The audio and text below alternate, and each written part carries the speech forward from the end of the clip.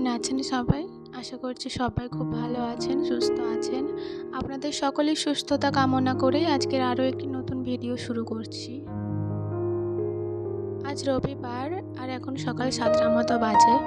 আজ অনেক সকাল সকালই উঠে গিয়েছিলাম, কারণ ভেবেছিলাম যেহেতু যে আজকে বাপের বাড়ি যাব, তো সেই জন্য সকাল সকাল উঠে বাড়ির টুকটাক কাজকর্ম করেছিলাম। প্রথমে ভেবেছিলাম ভাইয়ের সাথে যাব, তারপর আমার কাকিমা আরে যেহেতু ওর বাপের বাড়ি যাচ্ছে, তো সেই জন্যই ওদের সাথেই চলে যাচ্ছি। বাসে করে যাব, আমার বাপের বাড়ির ওখানে বড়জোড়ায় নেমে যাব।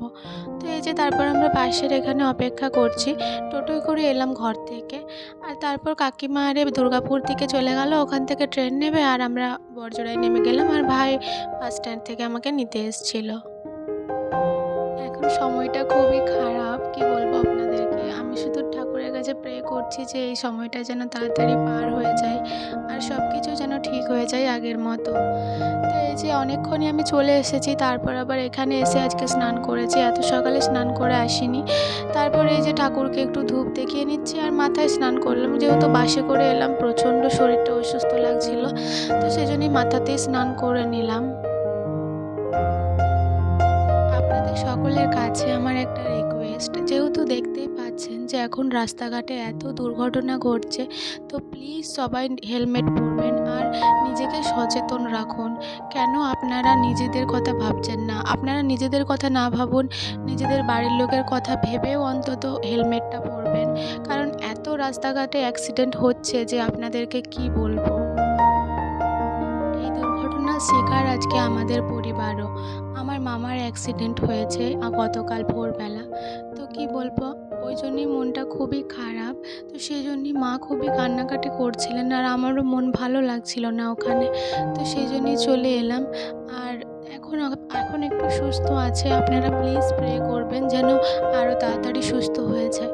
আর কি বলবো আপনাদেরকে, আবার দুটো অ্যাক্সিডেন্ট হয়েছে। তো মানে আমার বলার কোনো ভাষা নেই, কেন ওরা নিজেদের কথা ভাবছে না, আমার শুধু এটাই মনে হচ্ছে।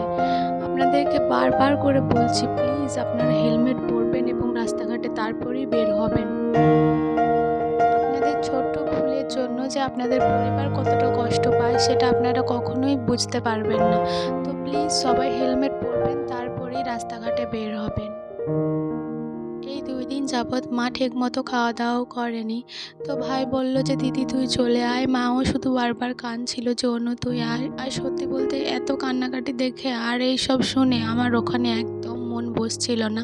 তো আমি তাড়াতাড়ি করে সকালেই ওই জন্য উঠে চলে এলাম। বাসে আসতে প্রচণ্ড কষ্ট হয়, কিন্তু তাও চলে এলাম।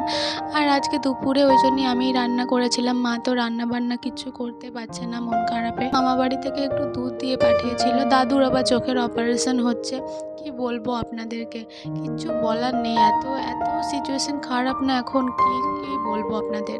তো তারপরে এই দুধটাই গরম করে নিচ্ছি। তো দাদু আবার কি বলবো, সকাল থেকে যে ফোন নাম্বারটা দিয়েছে, তো গিয়ে পরে তো একটা ফোনও করতে হয়, তো ফোন পর্যন্ত একটা করেনি। টেনশনে টেনশনে যে কি হবার হচ্ছে আমাদের, কি বলবো আপনাদের। আজকের ভিডিওটি আর কন্টিনিউ করতে পারছি না, জানি না আপনাদের কেমন লাগলো। আর সবাইকে একটাই রিকোয়েস্ট বারবার করব, সবাই প্লিজ হেলমেট পরবেন, তারপরেই বাড়ির থেকে বেরোবেন। সবাই ভালো থাকুন, সুস্থ থাকুন, আবারও দেখা হবে।